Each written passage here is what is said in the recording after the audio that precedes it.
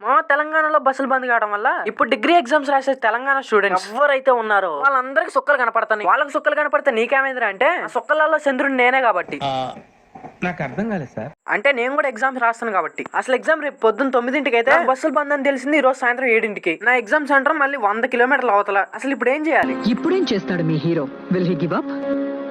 గాయపడిన సింహం నుంచి వచ్చే శ్వాస గర్జన కన్నా భయంకరంగా ఉంటుంది. వెంటనే ఎగ్జామ్ అటెండ్ కావడానికి లోడ్ వేసుకుని ఒక లారీ పోతుంటే ఆ లారీని లిఫ్ట్ అడిగి డెస్టినేషన్ పోయిన తర్వాత వంశీగాడికి ఫోన్ చేస్తే మా వంశీగాడు వచ్చిండు. వాడైతే నా కోసం చెప్పులు కూడా వేసుకోకుండా వచ్చిండు. మీ అందరికి నా మీద ఇంత ప్రేమ ఉందని తెలియలేదురా. ఎలాగో వచ్చిందని చెప్పేసి వాడికి జ్యూస్ ఇప్పించా. అంటే ఆ జ్యూస్ వాడే డబ్బులు కట్టిండు అనుకో, అది వేరే విషయం.